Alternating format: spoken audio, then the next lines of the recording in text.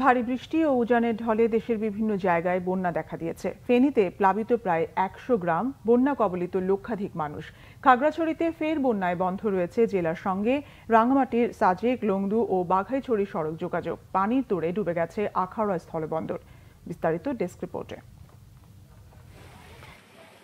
৩ দিন ধরে টানা বৃষ্টি ও উজানের ঢলে ফেনীর মুহুরী, কহুয়া ও সিলুনিয়া নদীর বন্যা নিয়ন্ত্রণ বাঁধের ১৭টি ভাঙন অংশে পানি ঢুকে প্লাবিত হয়েছে প্রায় ১০০ গ্রাম। এক মাসের ব্যবধানে তৃতীয় দফায় ভয়াবহ বন্যার কবলে পড়ল ফেনীর পরশুরাম, ফুলগাজী ও ছাগলনাইয়া উপজেলার লক্ষাধিক মানুষ। বসতঘরে পানি ঢোকায় অনেকে চৌকিতে মানবেত দিন কাটাচ্ছেন। বন্যায় তলিয়ে গেছে ফেনী পরশুরাম আঞ্চলিক সড়ক ও উপজেলার অভ্যন্তরীণ সড়ক। এতে বন্ধ যান চলাচল, বিচ্ছিন্ন বিদ্যুৎ সংযোগ। দুর্যোগ মোকাবেলায় সব ধরনের প্রস্তুতি নেওয়া হয়েছে, জানিয়েছেন পরশুরাম উপজেলার নির্বাহী কর্মকর্তা।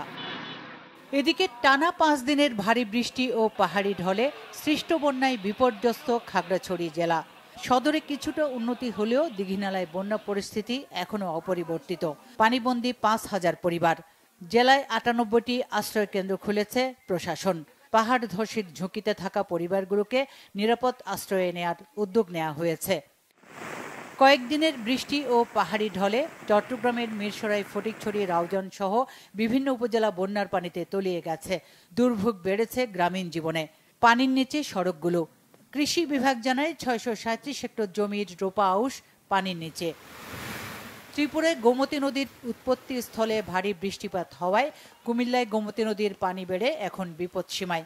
এতে চরাঞ্চল প্লাবিত হয়ে শত শত বাড়িঘর বন্যায় কবলিত। দুর্ভোগে হাজারো মানুষ। কুমিল্লা সদর উপজেলার কটকবাজার থেকে দাউদকান্দি পর্যন্ত ৮৫ কিলোমিটার গোমতী বাঁধের দুর্বল অংশ ভেঙে যাওয়ার শঙ্কায় এলাকাবাসী।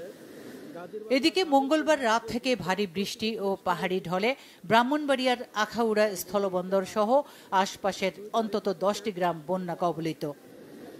অন্যদিকে হবিগঞ্জে পাহাড়ি ঢল আর অব্যাহত বৃষ্টিতে খোয়াই নদীর পানি বেড়ে ভোর রাত থেকে লস্করপুর, জালালাবাদ সহ ৫টি জায়গায় বাঁধ ভেঙে লোকালয় সহ তলিয়ে গেছে কয়েক শতাধিক হেক্টর সবজি ও কৃষি জমি।